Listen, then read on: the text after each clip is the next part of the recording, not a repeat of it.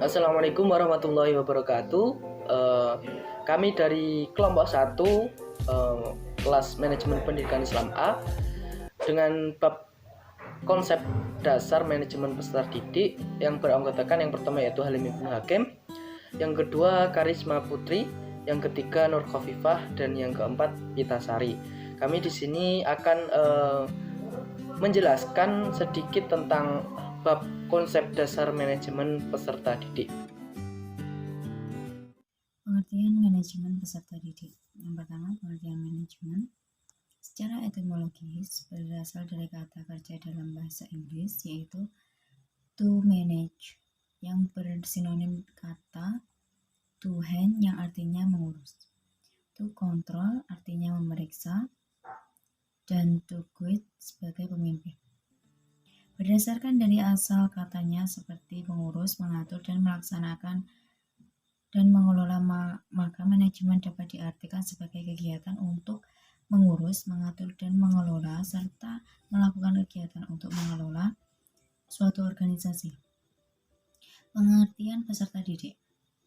Peserta didik merupakan orang atau anak didik yang sedang menuntut ilmu, pengetahuan yang berusaha untuk mengembangkan diri dalam sebuah jenjang pendidikan, baik pendidikan formal maupun non-formal. Pengertian manajemen peserta didik merupakan usaha yang dilakukan oleh sekelompok orang untuk melakukan pengaturan terhadap peserta didik, mulai dari masuk sekolah sampai dengan lulus sekolah yang berkaitan dengan pengurusan siswa atau peserta didik.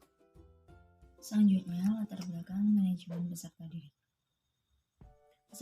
Peserta didik merupakan unsur inti kegiatan pendidikan, karena itu, jika tidak ada peserta didik, tentunya tidak ada kegiatan pendidikan. Maka dari itu, dibutuhkan manajemen peserta didik yang bermutu bagi lembaga pendidikan atau sekolah itu sendiri sehingga peserta didik itu dapat tumbuh dan berkembang. Karena peserta didik berupaya mengisi kebutuhan akan layanan baik tersebut. Dari ia mendaftarkan sekolah sampai peserta didik tersebut menyelesaikan studi di sekolah tersebut.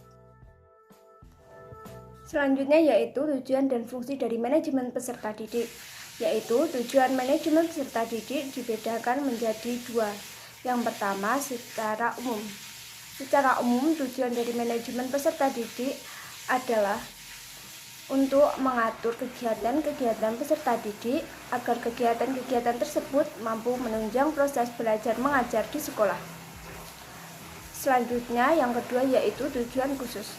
Tujuan khusus dari manajemen peserta didik yaitu yang pertama, meningkatkan pengetahuan, keterampilan, dan psikomotor peserta didik. Yang kedua, menyalurkan dan mengembangkan kemampuan umum, bakat, dan minat dari peserta didik. Yang ketiga, menyalurkan aspirasi, harapan, dan memenuhi kebutuhan peserta didik. Keempat, dengan terpenuhinya 3 poin di atas, diharapkan peserta didik dapat mencapai kebahagiaan dan kesejahteraan hidup yang lebih lanjut dan dapat belajar dengan baik agar tercapai cita-cita mereka.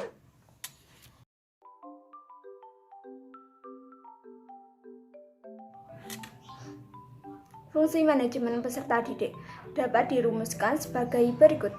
Yang pertama, fungsi yang berkenaan dengan pengembangan individualitas peserta didik agar mereka dapat mengembangkan potensi-potensi individualitasnya tanpa banyak hambatan.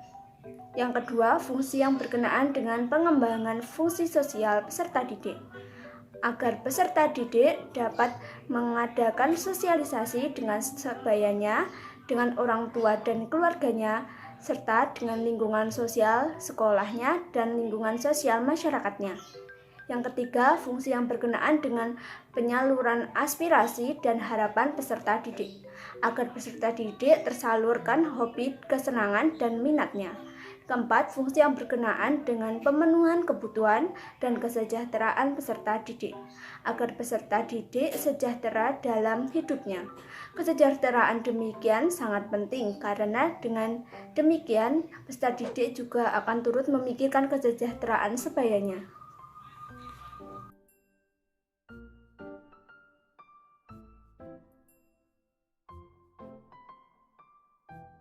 Baiklah, materi yang selanjutnya yaitu urgensi atau peranan manajemen peserta didik. Dalam pergantian tingkat pendidikan, peserta didik tentunya harus menyesuaikan dengan lingkungan yang baru. Dengan adanya program orientasi peserta didik akan bersiap menghadapi lingkungan dan budaya yang baru di sekolah, yang dapat berbeda jauh dari sebelumnya. Semakin tinggi jenjang pendidikan, semakin berat tuntutan-tuntutan yang harus dipenuhi oleh peserta didik. Daya saing lingkungan tersebut relatif lebih ketat dibandingkan dengan lingkungan sebelumnya. Dengan demikian, peserta didik akan sadar bahwa lingkungan baru di mana ia akan memasukinya membutuhkan pikiran, tenaga, dan waktu yang relatif lebih banyak dibandingkan dengan lingkungan sekolah yang sebelumnya. Oleh karena yang dihadapi peserta didik yang baru adalah hal-hal yang baru, maka hasrat ingin tahu mereka terhadap lingkungan baru sangatlah besar. Prinsip-prinsip manajemen peserta didik. Terdapat beberapa prinsip manajemen peserta didik yang menjadi perhatian pengelola pendidikan. Beberapa prinsip manajemen yang dimaksud dipaparkan oleh Safarudin dan Nurmawati sebagai berikut. Yang pertama, yaitu peserta didik harus diperlakukan sebagai subjek bukan objek, sehingga harus didorong untuk berperan serta dalam setiap perencanaan dan pengambilan keputusan dengan kegiatan mereka. Yang kedua yaitu kondisi peserta didik sangat beragam, ditinjau dari kondisi fisik, kemampuan intelektual, sosial, ekonomi, minat, dan lainnya. Karena itu diperlakukan wahana kegiatan yang beragam sehingga setiap peserta didik memiliki wahana untuk berkembang secara optimal. Yang ketiga yaitu peserta didik hanya akan termotivasi belajar jika mereka menyenangi apa yang diajarkan. Yang keempat yaitu pengembangan potensi peserta didik tidak hanya menyangkut ranah kognitif dan afektif dan psikomotorik. Sementara itu, prinsip manajemen peserta didik dijelaskan oleh Kementerian Pendidikan dan Kebudayaan sebagai berikut. Yang pertama, manajemen peserta didik dipandang sebagai bagian dari keseluruhan manajemen sekolah. Yang kedua yaitu segala bentuk manajemen peserta didik harus ditujukan untuk mengemban misi pendidikan dan dalam rangka mendidik peserta didik. Yang ketiga yaitu kegiatan manajemen peserta didik harus diupayakan untuk mempersatukan peserta didik yang mempunyai berbagai ragam latar belakang dan banyak perbedaan. Yang keempat yaitu kegiatan peserta didik harus dipandang terhadap pembimbingan peserta didik. Yang kelima yaitu kegiatan manajemen peserta didik harus mendorong dan mengacu kemandirian peserta didik. Yang keenam yaitu manajemen peserta didik harus fungsional bagi kehidupan peserta didik, baik di sekolah tersebut atau yang akan di masa datang.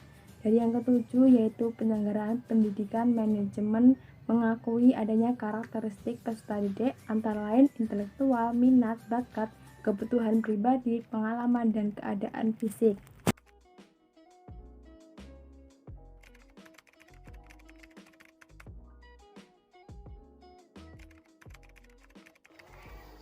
Untuk selanjutnya yaitu pendekatan peserta didik. Ada dua pendekatan yang digunakan dalam manajemen peserta didik ini.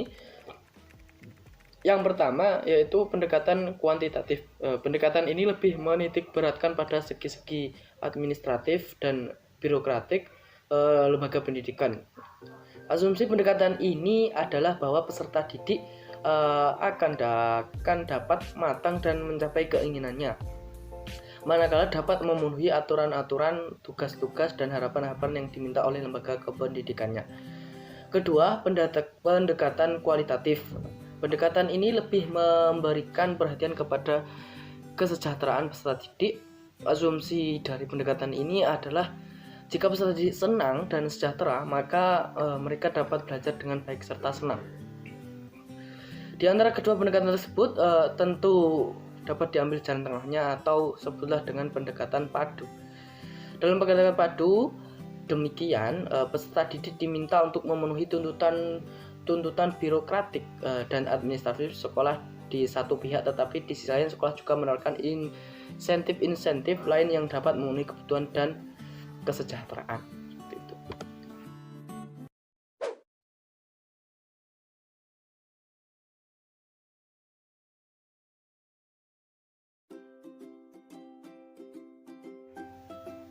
untuk selanjutnya yaitu ruang lingkup manajemen peserta didik.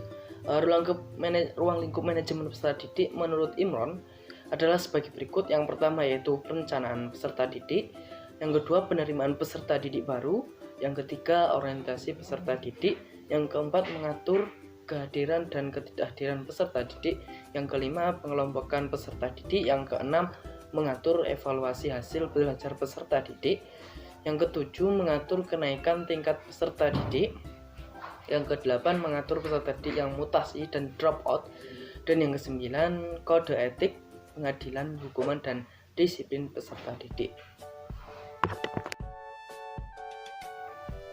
Ya, terima kasih. Demikian presentasi dari kelompok kami, mulai dari pengertian manajemen peserta didik, latar belakang manajemen peserta didik, tujuan dan fungsi, urgensi manajemen, prinsip pendekatan, dan latar ruang lingkup manajemen peserta didik. Mungkin cukup sekian dari kelompok 1. Ada kurangnya kami mohon maaf yang sebesar-besarnya. Wassalamualaikum warahmatullahi wabarakatuh.